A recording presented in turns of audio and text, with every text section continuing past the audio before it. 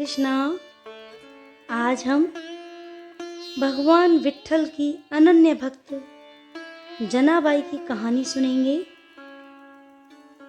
कहा जाता है कि स्वयं भगवान विट्ठल इनके स्थान पर इनका काम किया करते थे।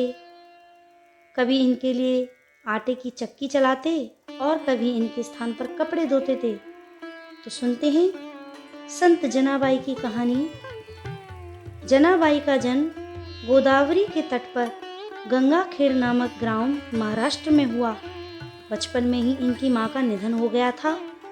उनके पिता उन्हें भगवान विट्ठल के दर्शन के लिए पंढरपुर लाए और वहां इनके पिता की भी मृत्यु हो गई। जनाबाई जी के हृदय में भगवत प्रेरणा से यह बात आई कि कोई भक्त अगर उन पर कृपा कर दे तो उन्हें भगवान का साक्षात्कार हो जाएगा।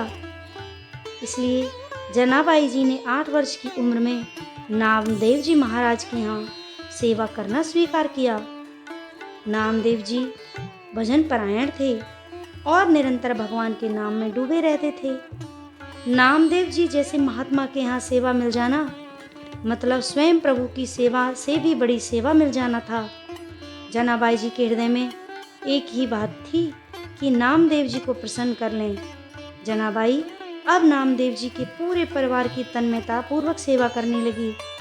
वह उनके घर के सभी कार्य जैसे कपड़े धोना, आटा पीसना, भोग तैयार करना, बर्तन मांजना, झाड़ू पोछा करना इत्यादि सब स्वयं करने लगी। जनाबाई जी की भाव में स्थिति कैसी हो गई थी, अब आगे जानते हैं। जनाबाई को सेवा में बड़ा आनंद आने लगा। नामदेव जी की सेवा और संग के प्रभाव से उसका निरंतर नाम जप चलने लगा।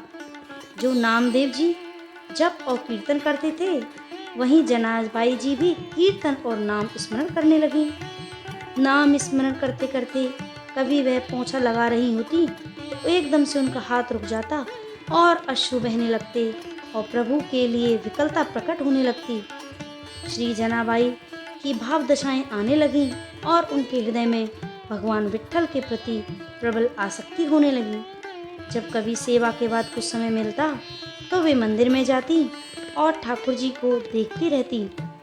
ठाकुर जी को देखते देखते एकदम से उनको विकलता होती और वो रोने लगती।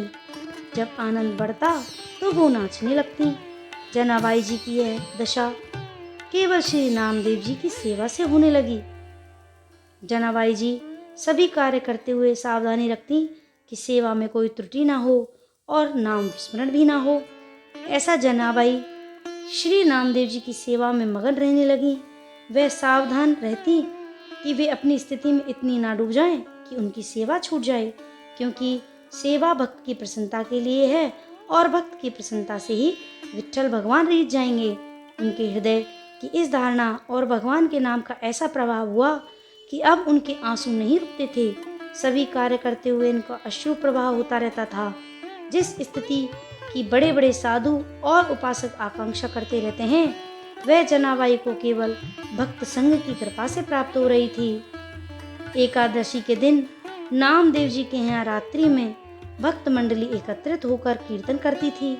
कोई मृदंग बजाता, कोई करताल बजाता, कोई नृत्य करते हुए नाम कीर्तन करता, कोई प्रभु की आनंद में लीलाओं का गायन करता तो कोई एकांत में बैठा हुआ उन लीलाओं और कीर्तन को सुनकर अश्रु प्रवाह करता।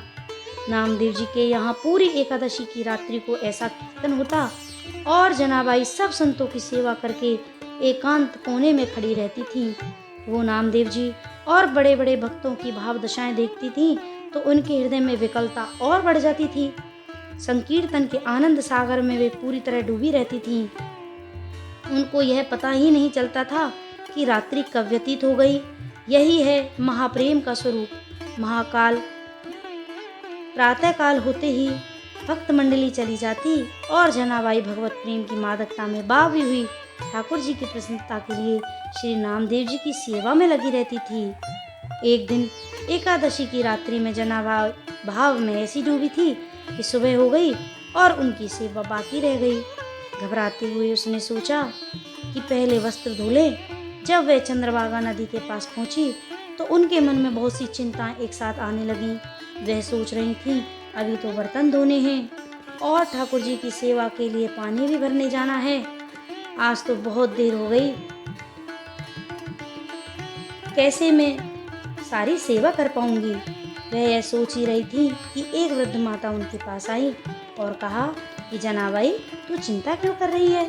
तू जाकर बाकी के काम कर ले, मैं तेरे सारे कपड़े धो देती हूँ। जनाबाई ने कहा, आप मेरा काम क्यों करेंगी? वृद्धा ने कहा, मैं सच्ची सफाई और धुलाई करना जानती हूँ। जो कपड़े मैं एक बार धोती हूँ वह दोबारा गंदे नहीं होते। जनाबाई समझ नहीं पाई। बुढ़िया ने प्रेम से कहा कि तू चिंता मत कर, तू मेरे जैसे कपड़े साफ नहीं कर सकती। जनाबाई ने कहा, अब तुझे तत्काल नामदेव जी के घर जाना चाहिए। जनाबाई जल्दी से नामदेव जी के घर की तरफ भागी, क्योंकि उन्होंने वहां बर्तन भी नहीं धोए थे। वो यह कहकर और कपड़े वहीं नदी किनारे छोड़कर चली गईं।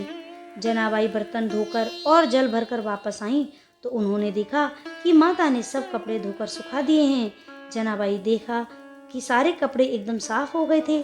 जनाबाई ने हाथ जोड़कर कहा, आप जैसा उदार तो मुझे जीवन में कोई नहीं मिला। जनाबाई ने बोला कि मैं आपका बहुत आभार मानती हूँ। मैया ने कहा कि आभार की क्या बात है, मैं तो तुम्हारी ही हूँ, अपनों से आभार थोड़े ही प्रकट करते हैं।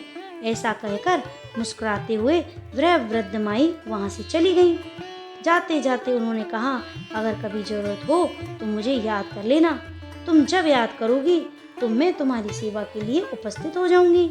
जनाबाई जी भाव में डूब गईं, क्योंकि उस वृद्धा की मुस्कुराहट ने उनके हृदय में आनंद का वर्धन किया। जब चेतना आई तो उन्होंने सोचा कि मैंने तो पूछा ही नहीं कि वो कहाँ रहती हैं और उनका नाम क्या है। उन्होंने आसपास देखा तो वृद्धा दिखाई नहीं दी। अब तो उनके हृदय में विकलता हुई कि शरीर तो उतना वृद्ध था उनका, फिर वह कैसे हवा की तरह भाग गई? वह कौन हो सकती हैं?